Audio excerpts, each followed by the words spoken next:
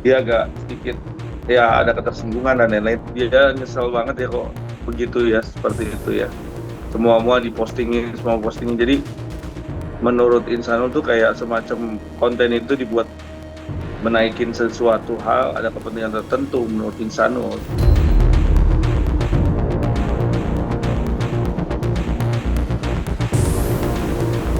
Mohon maaf, aku nggak bisa lagi untuk lanjutin. Jadi aku memang udah resmi gugat cerai ke Pengadilan Agama di Lubuk Pakam Medan.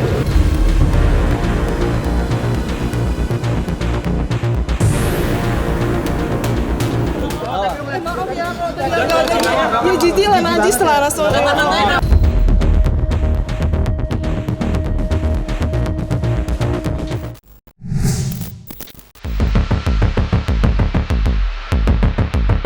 Meski momen Lebaran telah berlalu, konflik rumah tangga antara Wardatina Mawa dan Insanul Fahmi justru belum mereda. Alih-alih menemukan titik damai, hubungan keduanya malah kian memanas dan terus menjadi sorotan.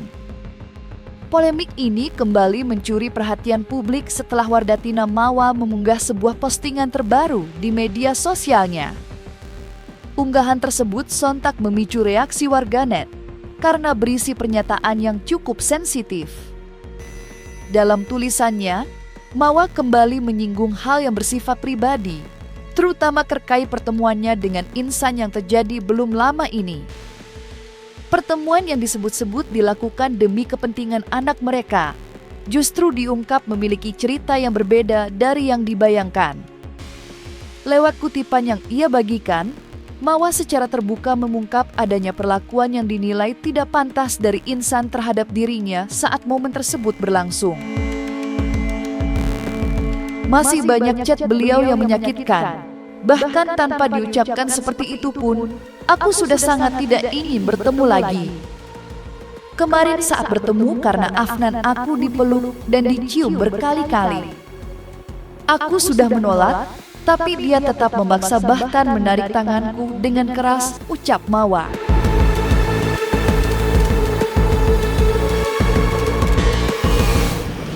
Oke, saya sudah ikhlas. Jadi kalau emang mau, silakan ambil aja. Saya tidak mau bekas-bekas. Terima kasih. Mohon maaf, aku nggak bisa lagi untuk lanjutin. Jadi aku memang udah resmi gugat cerai ke Pengadilan Agama di Lubuk Pakam Medan. Nah, jadi dari situ itu udah ada registrasi udah. Jadi emang udah aku resmi untuk gugat cerai. Jadi mohon maaf kalau emang dia mempertahankan, mengupayakan, nggak bakal ngaruh juga di aku. Makanya kan aku mau gugat cerai untuk supaya dia kalau emang mau jumpa sama anaknya bebas, so kapan aja boleh gitu. Jadi nggak ada batas-batasan lagi.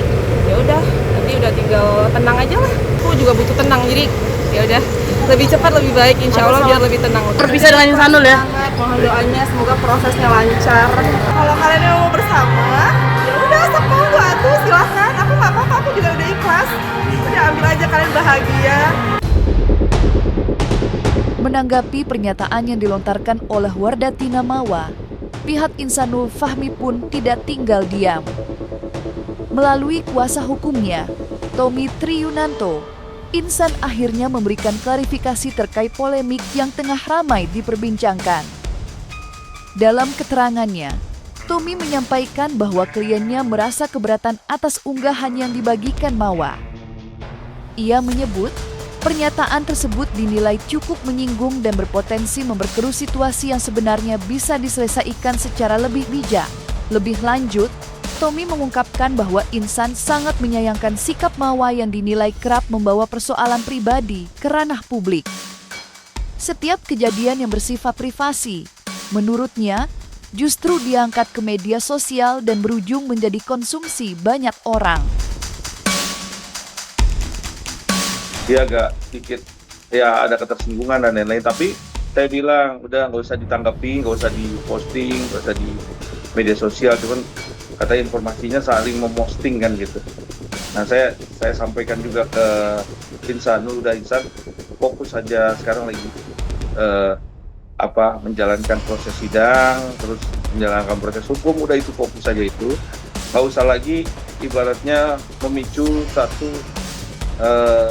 persepsi-persepsi yang nanti digoreng-goreng oleh netizen yang nggak sesuai, terus akhirnya jadi kemana-mana. Dia nyesel banget ya kok begitu ya, seperti itu ya.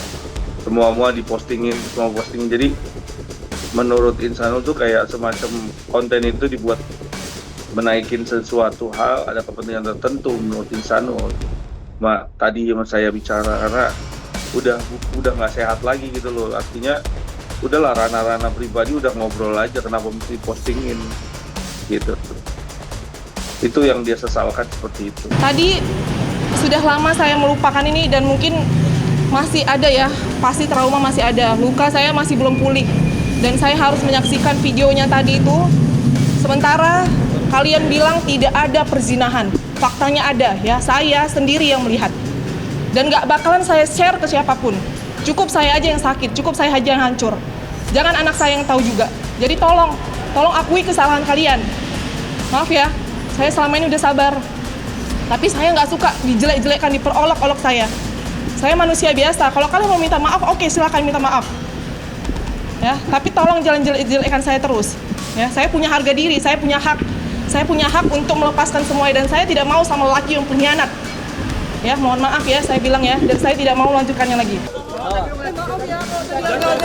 Ya jujur lah najis lah rasul. Saya tidak mau dibandingkan ya. Tak hanya mengkritisi unggahan yang dinilai membuka ranah privasi, Tommy Triunanto selaku kuasa hukum Insanul Fahmi juga turut menanggapi pernyataan Wardatina Mawa yang menyebut dirinya berpotensi dipenjara atas laporan dari Inara Rusli dan Insanul Fahmi. Menurut Tommy, pernyataan tersebut dinilai terlalu dini dan belum sesuai dengan kondisi hukum yang sedang berjalan. Ia menegaskan bahwa saat ini prosesnya masih berada pada tahap awal, sehingga belum bisa disimpulkan ke arah mana perkara ini akan berujung. Ia pun mengingatkan bahwa dalam setiap proses hukum, asas praduga tak bersalah harus tetap dijunjung tinggi. Oleh karena itu, anggapan bahwa seseorang akan langsung dipenjara dinilai tidak tepat dan berpotensi menimbulkan persepsi yang keliru di tengah masyarakat. Lebih jauh, pihak Insan menilai bahwa inti persoalan dalam konflik rumah tangga ini bukan terletak pada ancaman hukum semata. Justru ada hal mendasar yang seharusnya menjadi fokus utama untuk diselesaikan oleh kedua belah pihak.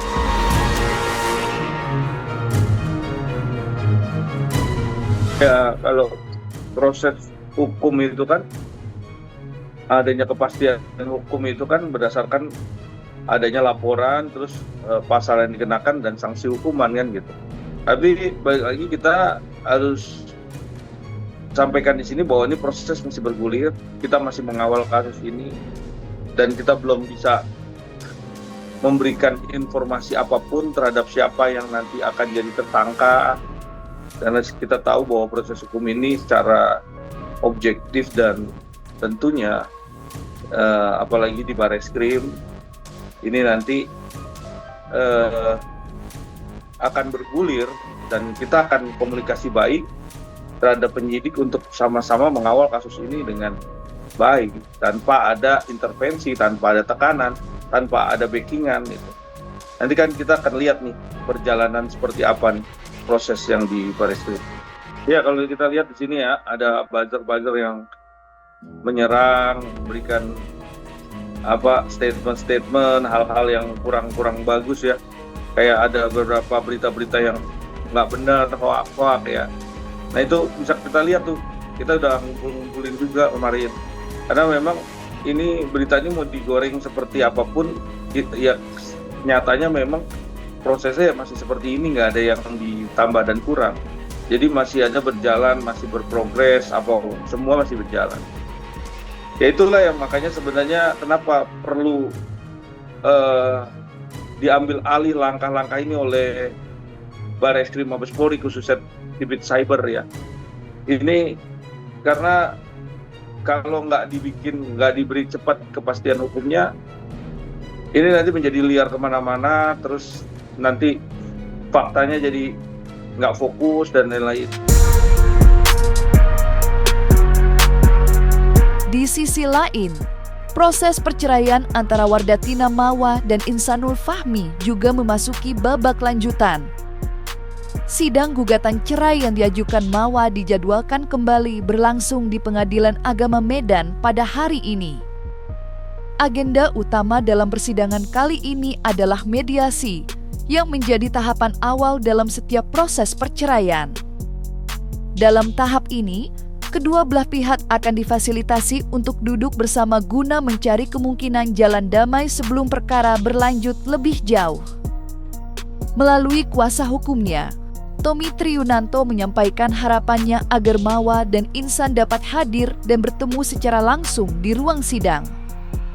Ia menilai pertemuan tersebut menjadi momen penting untuk membuka komunikasi yang selama ini dinilai terhambat. Dari proses mediasi inilah nantinya akan terlihat arah kelanjutan perkara. Apakah keduanya memilih untuk melanjutkan proses perceraian atau justru menemukan titik temu untuk berdamai?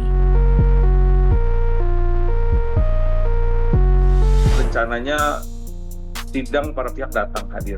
Kalau memang Mawanya mau mengambil mediasi, acara mediasi, ya dia akan ambil dan bareng-bareng sama-sama mediasi. Ya, terus isinya nanti biarkan mereka berdua lah yang bisa memberikan keputusan atau mau lanjut agar cepat buat pernyataan atau berapa lama, atau mau tetap bergulir perjalanan, atau juga misalnya tiba-tiba ada syarat-syarat rujuk atau bagaimana, kita kan nggak pernah tahu ya seperti apa. Ya itu biarkan aja mereka berdua lah yang punya urusan yang secara privasi yang nggak boleh didengar oleh publik harusnya. Gitu. Saya udah bilang sama Insan kalau nanti mediasi ternyata juga nggak bagus mediasinya, jangan menjelekkan Mawa, sama-sama Mawa pun pasti begitu ya, harusnya gitu kan. Jadi jangan buka aib-aibnya suami, aibnya istri, dua-duanya jangan dibuka. Kita tutup rapat-rapat, biarkan bergulir sambil jalan kan, lebih humanis dan lebih baik lah. Gitu. Ini kan jadi contoh ikon yang baik. Tentunya kita harus mengedepankan juga sama-sama silaturahim yang baik juga. Kalau ribut ya ribut di sidang selesai, ya udah di luar harusnya nggak usah ribut kan gitu, nggak usah saling ngejelekin. Di tengah memanasnya konflik antara Wardah Tina Mawa dan Insanul Fahmi, muncul perkembangan lain yang tak kalah menyita perhatian. Inara Rusli, yang turut terseret dalam polemik ini, menyampaikan pernyataan yang cukup mengejutkan melalui kuasa hukumnya. Disebutkan bahwa Inara memilih untuk bersikap legowo dan siap menghadapi segala kemungkinan hukum yang ada. Termasuk jika nantinya ia benar-benar ditetapkan sebagai tersangka atas laporan yang diajukan oleh Wardah Tina Mawa terkait dugaan perzinahan bersama Insanul Fahmi. Meski demikian, pihak kuasa hukum Inara menegaskan bahwa langkah damai tetap menjadi prioritas. Mereka mengaku terus mengupayakan adanya penyelesaian melalui jalur restoratif justice sebagai jalan tengah untuk meredam konflik yang semakin melebar. Lebih jauh, demi membuka peluang perdamaian tersebut, pihak Inara juga berupaya mendorong komunikasi yang lebih baik antara Wardah Tina Mawa dan Insanul Fahmi.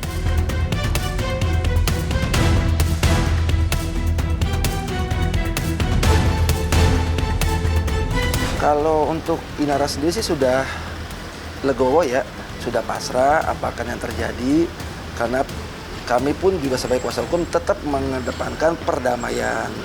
Nah, perdamaian itu sudah juga diterima, maksudnya tuh upaya kita oleh pihak M, khususnya juga pada pengacaranya juga, yaitu Pak Praja sudah diterima juga sama mereka. Nah, kembali lagi perdamaian antara Inara dengan Mawa itu baru bisa akan terjadi perdamaian RG bila mana Mawa dengan Insanul itu sudah berdamai. Selama kedua belah pihak suami istri itu tidak bisa berdamai, selama itu juga perdamaian antara Mawa dengan Inara itu terkatung-katung. Gitu, seperti itu. Karena dalam laporan ini kan yang namanya ujung-ujungnya RG itu kan adalah cabut perkara. Yang bisa mencabut perkara cuma dua itu, suami istri tersebut. Inara itu sudah sudah pasrah lah ya, sudah menerima lah seperti itu. Tapi kami kan sebagai kuasa hukum Inara, ya kan, kembali lagi kepada kita support perdamaian yang dilakukan oleh Insanul kepada Mawa. Tetapi kami kan juga sisi lain telah mensupport perdamaian di Kamnak terhadap Insanul Fahmi. Nah, tapi kita juga punya upaya hukum lain. Bila mana ada hal yang terburuk nanti menimpa Inara, maka kami akan melakukan upaya hukum dengan bukti-bukti yang selama ini pernah kami ajukan di Kamnak, yang kemudian kita sudah berdamai ya, sudah SP3 seperti itu. Tapi saya nggak berharap seperti itu. Saya berharap di bulan Ramadan ini terjadi perdamaian. Kalau pengolahan TKP atau pengecekan TKP itu kan ada prosedural daripada penyidik. Nah, kita sudah dikonfirmasi, kita berkoordinasi. Nah, kita nggak ada masalah. Buat kita pihak Inara tidak ada masalah. Mereka mau cek TKP, mereka mau melakukan misalkan mengambil barang yang menjadi nanti sesuai dengan individu tersebut, silakan. Buat kita nggak ada masalah. Sepanjang silakan pihak penyidik membuktikan adanya terjadi perzinahan secara hukum. Seperti itu. Ini kan dalam rangka mengumpulkan barang bukti apakah akan masuk dalam delik perzinahan atau tidak. Maksudnya perzinahan di sini adalah delik secara hukum. Seperti itu. Silakan aja, itu pihak penyidik. Kami selalu terbuka dengan penyidik, selalu kooperatif apa yang mereka minta. Video itu di sisi lain diakui oleh Inara, tetapi isinya yang tidak diakui. Gitu loh. Isinya dalam artian apakah mereka melakukan perzinahan, apakah mereka sudah melakukan dukhul, seperti itu kan tidak dilakukan. Seperti itu. Kalau toh mereka misal kita anggap mereka berpelukan dan sebagainya, itu kan bukan berarti perzinahan yang sesuai hukum yang memang lagi disidik oleh penyidik. Dia mengakui video itu tersebut, tapi yang isi di dalam yang di saat ini yang lagi berkembang di masyarakat, katanya mereka selalu melakukan perzinahan, melakukan hubungan layaknya itu, dia tidak melakukan itu. Menurut saya memang jelas-jelas di situ sudah ada dipenggal, diedit gitu ya. Dan waktunya itu bukan seperti yang tersebar sekarang ini 2 jam, bukan. Itu hanya sekitar 2 menit atau 3 menit gitu. Dan itu sebentar banget waktunya. Memang ada penggalan-penggalan, ada 7 penggalan. Dan itu waktunya hanya sekitar 1 atau 2 menit, itu nggak terlalu lama. Gitu. Kalau dilihat secara hukum, menurut saya memang tidak terjadi perzinahan. Pasti kita pengen ekspresi mengedepankan estetika. jelas tadi mendengarkan.